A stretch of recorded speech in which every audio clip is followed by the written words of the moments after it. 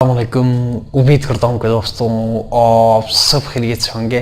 Specific relief act की एक और लेक्चर के साथ आप लोगों की खिदमत में हाजिर हूँ। इस लेक्चर में हम सेक्शन 21 डिस्कस करेंगे। सबसे पहले मैं यहाँ पर एक छोटा सा रिक्वेस्ट आपसे करूँगा कि अभी तक अगर आपने हमारे चैनल को सब्सक्राइब नहीं किया, kindly go ahead and hit the subscribe button. तो चलिए सेक्शन 21 डिस्कस करने से पहले मैं आपको ये बता दूँ कि कौन से कॉन्ट्रैक्ट स्पेसिफिकली इन्फोर्स नहीं हो सकते। सबसे पहले ये बात आप जहन में रखें, ये क्लियर कर लें कि कौन सी कॉन्ट्रैक्ट जो है सेक्शन 21 में बुनियादी तौर पर चंद कॉन्ट्रैक्ट का हवाला दिया गया है कि भाई ये कॉन्ट्रैक्ट जो है स्पेसिफिकली इन्फोर्स नहीं हो सकते। इसके अलावा भी ऐसी कॉन्ट्रैक्ट हैं जो स्पेसिफिकली इन्फोर्स नहीं हो सकते, जिनमें सबसे पहले हमारे पास आती है अगर कोई कॉन्ट्रैक्ट हुआ है on the basis of defective title. अगर सब्जेक्ट मैटर ही डिफेक्टिव है, डिफेक्टिव टाइटल है किसी के पास, वो उसको ट्रांसफर कर रहा है, तो वो स्पेसिफिकली इन्फोर्स नहीं हो सकती। दूसरी बात यह है एब्सेंस ऑफ फ्री कंसेंट। अगर फ्री कंसेंट नहीं है, फ्री कंसेंट से क्या मुराद है? एब्सेंस ऑफ फ्री कंसेंट से मुराद है कि भाई कॉन्ट्रैक्ट हुआ है अंडर फ्रॉड, कॉन्ट्रैक्ट हुआ है अंडर कॉर्जन, कॉन्ट्रैक्ट हुआ है अंडर मिसरिप्रेजेंटेशन, कॉन्ट्रैक्ट हुआ है मिस्टेक अंडर मिस्टेक, कॉन्ट्रैक्ट हुआ अंडर अनड्यू इन्फ्लुएंस। इसके साथ एब्सेंस ऑफ कंसिडरेशन, कॉन्ट्रैक्ट हुआ है लेकिन एब्सेंस ऑफ कंसिडरेशन है, वो भी किसी भी सूरत में, यानी ये मुमकिन है कि भाई ये अगर एब्सेंस ऑफ कंसिडरेशन है तो ये भी यहाँ पे भी आप यानी इसको यानी एक डिफेंस के तौर पर आप ले सकते हैं कि भाई इसको स्पेसिफिकली इन्फोर्स नहीं हो सकता, क्योंकि यहाँ कंसिडरेशन ही नहीं है। बगैर कंसिडरेशन के आप यानी ये एक ग्राउंड है जिसके बुनियाद पर आप ये कह सकते हैं कि भाई ये कॉन्ट्रैक्ट स्पेसिफिकली इन्फोर्स नहीं हो सकता। इसके साथ जो है हमारे पास लैप्स ऑफ टाइम, जिस तरह मैंने बताया कि भाई स्पेसिफिक कॉन्ट्रैक्ट को स्पेसिफिकली इन्फोर्स करने के लिए 3 साल की ज़रूरत है। 3 साल के बाद आप कोई सूट फाइल नहीं कर सकते। अगर लैप्स ऑफ टाइम है तो वो कॉन्ट्रैक्ट भी स्पेसिफिकली इन्फोर्स नहीं हो सकती। इसके साथ जो है हमारे पास है absence of contract in writing. आपने कॉन्ट्रैक्ट किया है किसी के साथ, मुमकिन है आपने किसी के साथ कॉन्ट्रैक्ट की हो, उन्होंने आपको पैसे दिए हैं लेकिन रसीद उन्होंने नहीं दी है। बगैर रसीद के अगर उन्होंने आपको पेमेंट की है तो आप यानी आप कोर्ट में जा सकते हैं या कि भाई ये जो है ये मुझे कंसिडरेशन ही नहीं दिया है, क्योंकि उसके पास कोई सबूत ही नहीं है। अगर सबूत नहीं है तो फिर ये कॉन्ट्रैक्ट मुश्किल है कि स्पेसिफिकली इन्फोर्स हो। इसके साथ जो है हमारे पास जो है provide unfair advantage to any party. अगर किसी पार्टी को अनफेयर एडवांटेज मिल रहा है तब भी जो है कोर्ट की डिस्क्रिशन है कि भाई वो देखेगा।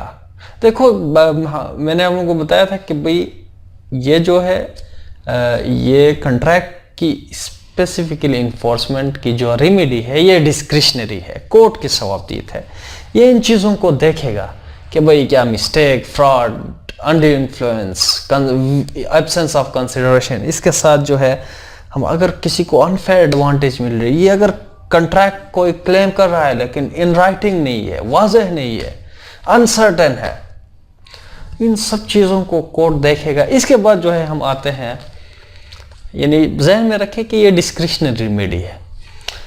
हमारे पास सेक्शन 21, सेक्शन 12 में हम आई थिंक हमने पढ़े थे कि भाई कौन से कॉन्ट्रैक्ट स्पेसिफिकली इन्फोर्स हो सकते हैं। उसमें भी मैंने वाज़ह किया था कि कुछ कॉन्ट्रैक्ट हैं जो स्पेसिफिकली इन्फोर्स नहीं हो सकते, लेकिन अभी जो हम पढ़ रहे हैं वो 21 में वो कॉन्ट्रैक्ट जो स्पेसिफिकली इन्फोर्स नहीं हो सकते। लेकिन एक बात जहन में रखें कि ये कॉन्ट्रैक्ट में बी इन्फोर्स विथ वेरिएशन। ये भी अगर फ्रॉड है, कोर्जन है, मिसरिप्रेजेंटेशन है, मिस्टेक है, अनड्यू इन्फ्लुएंस, मुमकिन है ये भी विथ वेरिएशन स्पेसिफिकली इन्फोर्स हो सकते हो। लेकिन यहां पे एक बात जहन में रखें, कुछ ऐसे हैं जो यहाँ पे आप उनको रेटिफाई करके भी, अगर रेटिफाई हुए हैं वो भी स्पेसिफिकली इन्फोर्स हो सकते हैं। वो तमाम चीज़ें हम सेक्शन 21 में डिस्कस करेंगे। कंफ्यूज नहीं होना है, मैंने आपको कंफ्यूज करना है, लेकिन कंफ्यूजन के बाद मैं आपको निकालूंगा और ऐसे निकालूंगा कि आप लोगों के डाउट्स जो हैं वो क्लियर हो जाए। तो चलिए जी, contract which can not be specifically enforce but it can be, लेकिन इट कैन बी ये मैंने अपनी तरफ से ऐड किया है, it can be enforced with variation. Contract in which compensation is adequate remedy, adequate relief। देखिए, मैंने पहले भी आप लोगों को बताया था कि अगर compensation in money adequate relief है तो उस कॉन्ट्रैक्ट की स्पेसिफिक इन्फोर्समेंट नहीं की जा सकती। कि भाई अगर कॉन्ट्रैक्ट आपको अगर रेमेडी कंपनसेशन इन मनी में अगर आपको आप कि दुख का अजाला हो सकता है तो फिर आप खामखा यानी इसकी स्पेसिफिक परफॉर्मेंस क्यों चाहते हैं। इसके साथ हमारे पास है contract in which compensation in money से adequate relief, contract running into minute detail. इससे क्या मुराद है, यानी ऐसी कॉन्ट्रैक्ट आपने एक शख्स के साथ की है जिसके साथ आपने कहा कि भाई मैं आपके साथ शादी भी करूंगा, आप मेरे लिए घर भी बनाएं, आप मेरे बिजली के बिल भी अदा करें, आप मेरे प्रॉपर्टी के भी ट्रस्टी हों। तकरीबन एक ही कॉन्ट्रैक्ट में आपने यानी हज़ारों काम आपने उसके साथ क्या किया है, एग्री किया है।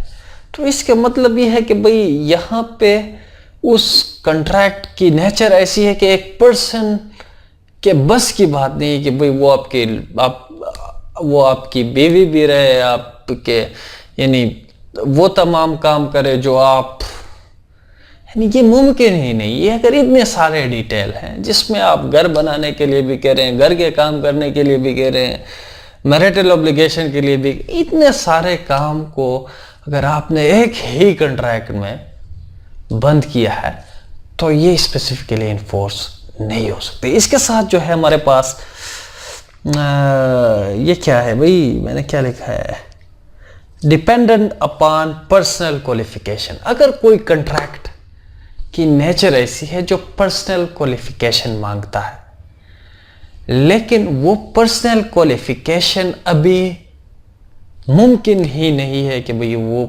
शख्स परफॉर्म। फॉर एग्जांपल, एक शख्स मैंने कहा था कि भाई मैं आपको एक पिक्चर पेंट करूंगा, अभी मेरा एक्सीडेंट की वजह से हाथ, अल्लाह ना करे हाथ टूट गया, अभी हाथ नहीं है, तो मैं ये कॉन्ट्रैक्ट स्पेसिफिकली इन्फोर्स नहीं हो सकती। पर्सनल क्वालिफिकेशन मांगता है, वो पर्सनल क्वालिफिकेशन के लिए मैं अभी इनएलिजिबल हूं, तो यहां पे कॉन्ट्रैक्ट स्पेसिफिकली इन्फोर्स नहीं हो सकती, ये जाहिर सी बात है। इसके बाद जो है when the terms of the contract is uncertain, मैंने आप लोगों को बताया था कॉन्ट्रैक्ट के जो टर्म्स होनी चाहिए वो सर्टेन होनी चाहिए। मैंने कहा था कि भाई मैंने आपके साथ कॉन्ट्रैक्ट किया कि भाई मैं आपको क्या प्रोवाइड करूंगा, शुगर प्रोवाइड करूंगा। कॉन्ट्रैक्ट हुआ है सिर्फ शुगर प्रोवाइड करने का, अभी हमने तय नहीं किया है कि भाई कितने बैग्स शुगर आपको चाहिए, 1 किलो चाहिए, 2 किलो चाहिए, 10 किलो चाहिए, 1 टन चाहिए, 1 मन चाहिए, 40 किलो चाहिए, 100 बोरी चाहिए, कितने चाहिए। अगर कॉन्ट्रैक्ट की नेचर जो है वो अनसर्टेन है, जहां पे सर्टेनिटी ही मालूम नहीं होती वो कॉन्ट्रैक्ट भी स्पेसिफिकली इन्फोर्स नहीं हो सकती। लेकिन याद रखें भाई it can B enforce with variation. उस कॉन्ट्रैक्ट को आप आगे पीछे करके वहां पे नंबर ऑफ बैग्स डाल के आप उस कॉन्ट्रैक्ट को स्पेसिफिकली इन्फोर्स कर सकते हैं। इसके साथ जो है हमारे पास द कॉन्ट्रैक्ट इज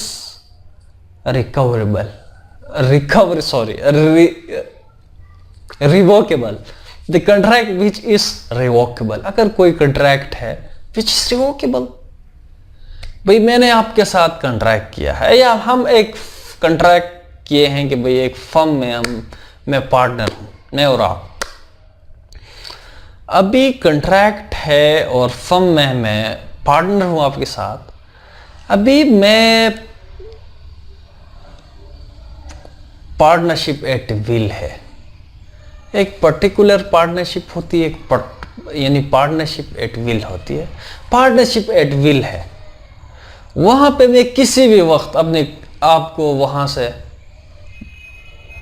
से उस पार्टनरशिप फर्म से जा सकता हूं।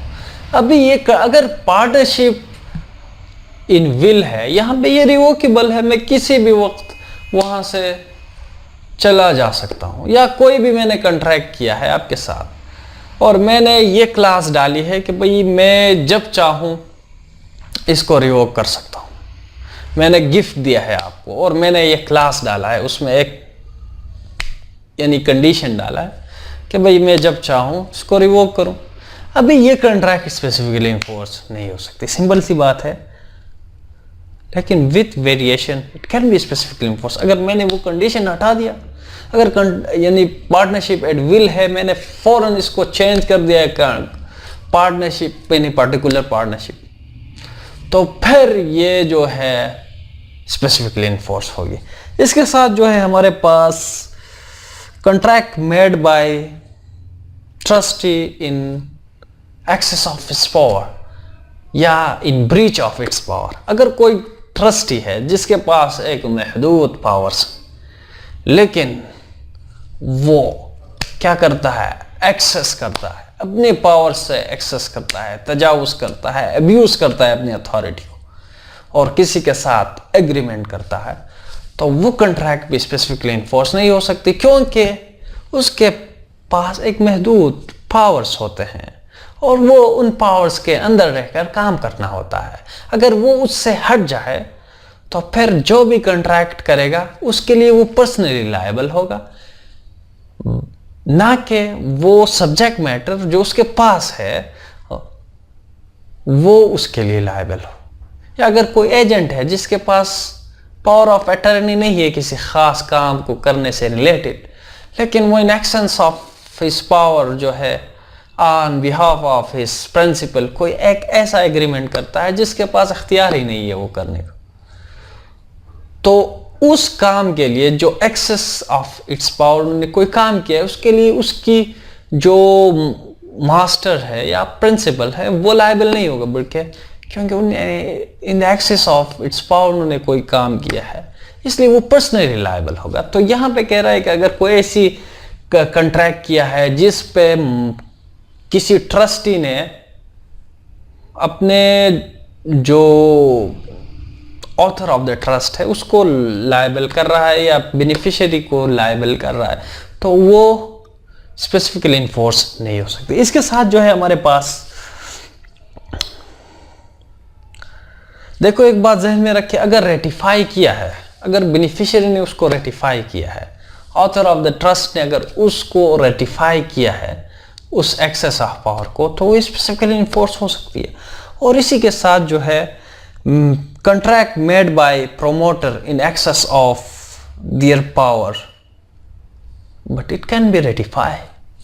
देखो अगर प्रोमोटर से क्या मुराद है, देखो एक कंपनी है, एक कंपनी अभी इनकॉर्पोरेट नहीं हुई है, अभी उसके प्रोमोटर्स जो अभी उसको इनकॉर्पोरेट करने जा रहे हैं, उसके प्रोमोटर्स को कुछ जिम्मेदारी दी गई है कि भाई आप इस कंपनी को इनकॉर्पोरेट करके दे दें। अभी वो जो प्रोमोटर्स होते हैं उनके लिए बाकायदा एक कानून बनाई जाती है कि भाई आप इस तरह काम करें।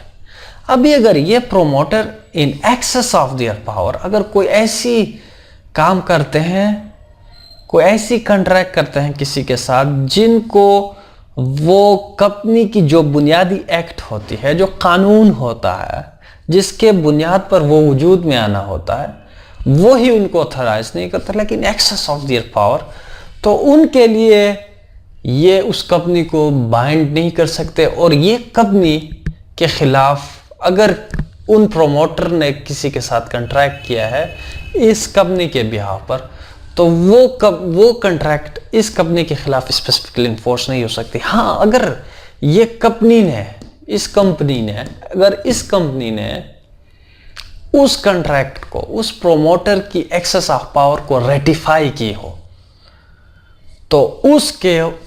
तो वो कॉन्ट्रैक्ट स्पेसिफिकली इन्फोर्स इस कंपनी के खिलाफ हो सकती है। अगर उन्होंने प्रोमोटर ने इन एक्सेस ऑफ देयर पावर कोई ऐसी कॉन्ट्रैक्ट की हो तो फिर उनके लिए वो पर्सनल लायबल हो। इसके लिए एक खास केस भी है, मशहूर केस है, लेकिन मुझे याद अभी नहीं है। इसके साथ subject matter not exist at the time of making the contract.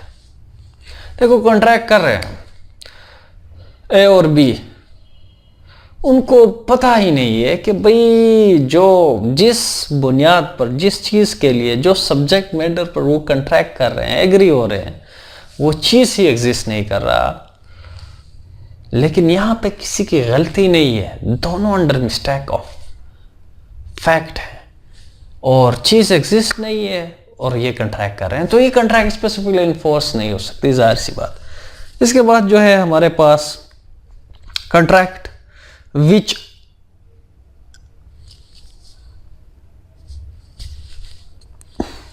which have clause of arbitration। अगर कोई कॉन्ट्रैक्ट है जहां पे एक क्लास डाल दिया गया है, कॉन्ट्रैक्ट है, ए और बी ने कॉन्ट्रैक्ट किया है और उन्होंने उस कॉन्ट्रैक्ट में ये लिखा है कि भाई अगर इस कॉन्ट्रैक्ट को परफॉर्म करते हुए आपस में कोई डिस्प्यूट अराइज होगी तो फिर हम उस डिस्प्यूट को किसी आर्बिट्रेशन के हवाला करेंगे, यानी आउटसाइड द कोर्ट हम उस डिस्प्यूट को रिजॉल्व करेंगे।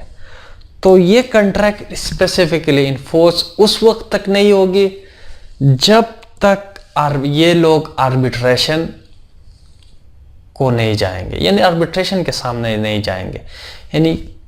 यानी ये कॉन्ट्रैक्ट उस वक्त तक इन्फोर्स नहीं होगी जब तक ये लोग जो है आर्बिट्रेशन को रेफर अपने इस मामले को नहीं करते।